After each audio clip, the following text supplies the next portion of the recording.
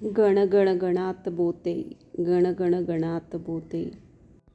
सर्व रसिक प्रेक्षकांचे श्रुतीज इको क्राफ्टमध्ये खूप खूप स्वागत आहे. तुम्हाला लक्षात आलंच असेल की आज आपण रांगोळी काढणार आहोत श्री गजानन महाराज यांची.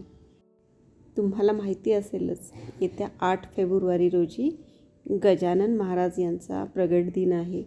तर त्यानिमित्ताने ही काढलेली रांगोळी. याच्या आधी मी अशा पद्धतीने श्री स्वामी समर्थांची, दत्तात्रेयाची आणि गणपती बाप्पाची रांगोळी काढली होती. त्याला रसिक प्रेक्षकांचा उदंड प्रतिसाद मिळाला आणि त्या दोन्ही रांगोळीच्या कमेंटमध्ये मला ही रिक्वेस्ट होती की अशीच गजानन महाराज यांची रांगोळी पण काढून दाखवावी. ही रांगोळी अगदी सोपी, सहज प्रत्येकाला काढता येईल अशी, सहज सुचलेली आणि अगदी हळुवारपणे काढलेली रांगोळी आहे.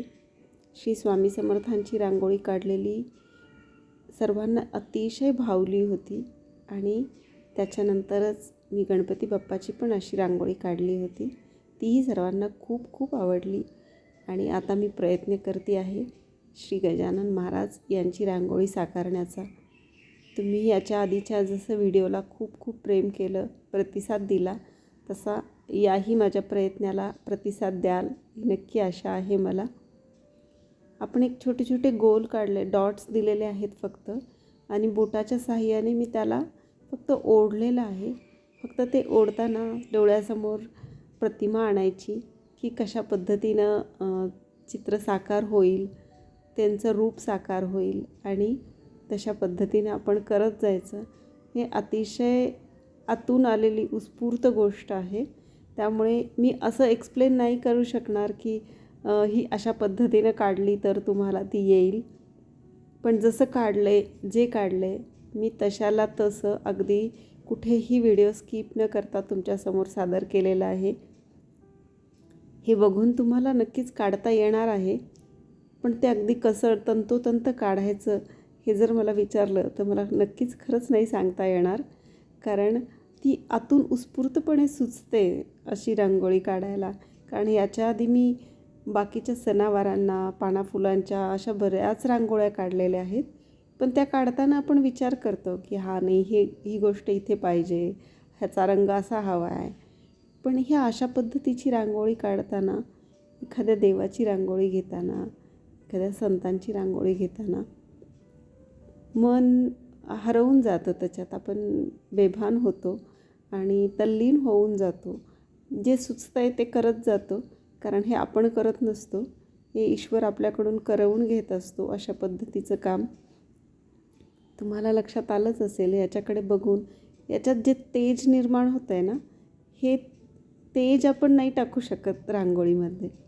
हे देवाची आज्ञा असल्याशिवाय, त्या महाराजांची कृपा असल्याशिवाय ही गोष्ट खरंच शक्य नाही आहे. तर तशाच पद्धतीने काहीसा अनुभव ही रांगोळी काढताना मला येतो. तसंच ही रांगोळी काढताना मला तसाच अनुभव येत होता. अगदी मंत्रमुग्ध होऊन मी त्यात तल्लीन होऊन ही रांगोळी काढत होते. कशी होती आहे याचा विचार नव्हता. आपण साकारत जातो आहे, ती होणारच. जर देवाने आपल्याला ते करण्याचं बळ दिले किंवा आज ती अनुभूती दिली आहे की आज ही रांगोळी काढायची आहे, तर नक्कीच देव ते करून घेणार आहे. गजानन महाराज स्वतः ती गोष्ट करून घेणार आहेत हे मला नक्कीच माहिती आहे. अशा पद्धतीने आपण छोट्या छोट्या गोष्टी ह्याच्यात ॲड करतो आहे. गजानन महाराजांच्या अंगावरची जी शॉल असते ती याच्यात साकारण्याचा मी प्रयत्न केला आहे. हा जो पार्ट आहे ना, हा अतिशय छोटा आहे. त्यामुळे जास्त डिटेलिंग, खूप सारे क्लिष्टपणा याच्यात न देता अगदी सरळ साध्या पद्धतीनं त्यातले त्यात जे करता येईल असं मी करण्याचा नक्कीच प्रयत्न केला आहे. मी माझ्याकडून खरंच 100% करण्याचा प्रयत्न केला आहे. की मला कितपत जमलं आहे हे मला नाही माहिती, तुम्हीच सांगू शकता आता. पण मी माझ्याकडून मात्र 100% प्रयत्न केला आहे की माझ्या करण्यामध्ये कुठे त्रुटी राहू नये. तर अशा पद्धतीने आपण गजानन महाराज यांची रांगोळी साकारण्याचा पूर्ण प्रयत्न केलेला आहे. आणि याचं वैशिष्ट्य असं आहे ना की आपल्याला फक्त बोट हलवून ती रांगोळी तयार करायची आहे. तुम्हाला ज्यांना रांगोळी काढताही येत नाही त्यांना ही पद्धत मात्र नक्कीच जमू शकेल, कारण याच्यात काढायचं असं जास्त काहीच काम नाही आहे. पण फक्त ते योग्य ठिकाणी आणि त्याच्यावर योग्य प्रेशर देऊन रांगोळीवर तर जेवढं हवं आहे तेवढंच त्याला फक्त पसरवता आलं पाहिजे. आणि अशा पद्धतीने गंध काढून घेत आहोत आपण छानपैकी. आणि तुम्ही बघू शकता जसंही गंध काढलं तसं त्याचं तेज अजून वाढत आहे. आता मी प्रभावळ काढणार आहे आजूबाजूची. ते काढल्यानंतर तर असं होतं ना की म्हणजे त्या ह्याच्यामध्ये रांगोळीमध्ये पूर्णपणे जीव आलेला आहे अशी अनुभूती येते. तो इतका असा प्रभावी ती गोष्ट हे होते. त्यामुळे तुमच्या लक्षात आलंच असेल की ही रांगोळी दैवी आहे, दुसरं काहीच नाही सांगता येणार मला. त्यामुळे बघा कशी होती आहे. आणि काढताना ना असं जे आपल्याला एक अनुभव येतो ना तो असं शब्दात सांगता येणारा नाही आहे. कारण एरवी मी खूप रांगोळ्या काढते त्यावेळी वाटणारं येणारा अनुभव आणि ही रांगोळी काढताना येणारा अनुभव हा असा विलक्षण आहे, दुसरं काहीच नाही. ती विलक्षण गोष्ट अनुभूती घेतल्याशिवाय कळणार नाही. तुम्ही ही एकदा करून बघा, काढून बघा. आणि तुम्हालाही असा काही अनुभव आला आहे का तर मला नक्की कमेंट करून सांगा. तुमचे गजानन महाराज यांच्यासोबतचे काय अनुभव असतील, त्यांची प्रचिती असेल तीही कमेंट करून सांगा. कारण त्या कमेंटमध्ये तुम्ही जेव्हा ह्या सगळ्या गोष्टी लिहाल तेव्हा तुमच्यासोबत अनेक जण जोडले जातील की प्रत्येकाचे एकसारखे अनुभवसुद्धा असू शकतात, की प्रचिती असू शकते की हो मला पण असाच विश्वास वाटला होता की इथे महाराज आहेत.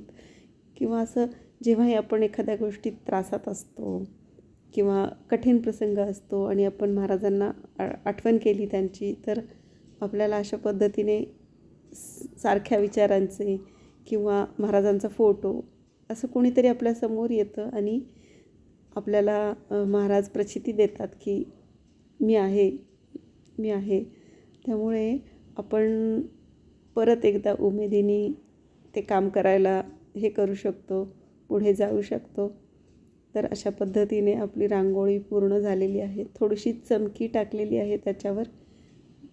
तर कशी झाली रांगोळी मला नक्की कमेंट करून सांगा. आणि अशाच वैविध्यपूर्ण रांगोळी आणि डेकोरेशन बघण्यासाठी श्रुतीज इको क्राफ्टला नक्की फॉलो करा. जर तुम्ही चॅनलवर नवीन असाल तर आधीचे व्हिडिओ पण नक्की बघा, त्यालाही व्हिजिट करा आणि तुम्हाला तेही नक्की आवडतील. तुम्हाला ही रांगोळी कशी वाटली आणि ही बघताना काय प्रचिती आली कमेंट बॉक्समध्ये नक्की लिहा. महाराजांच्या सर्व भक्तांपर्यंत हा व्हिडिओ नक्की पोहोचवा, शेअर करा. माझा हा प्रयत्न तुम्हाला छान वाटला असेल तर like, share and subscribe. Thank you very much.